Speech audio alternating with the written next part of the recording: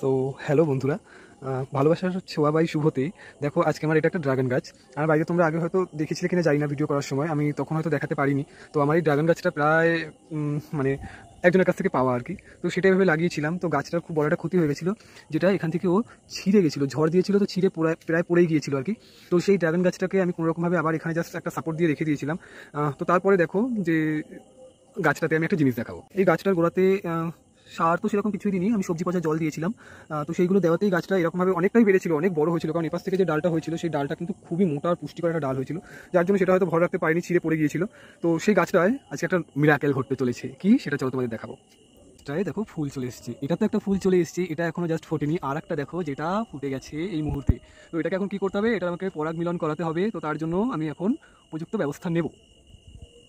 পরাগ মিলনটা তুলির মাধ্যমে নিচ্ছি।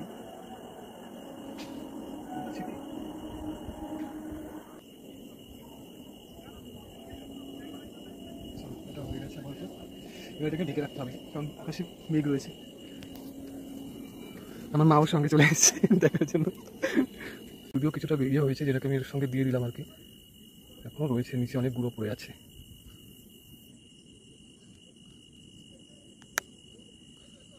যতটা পায় আর কি।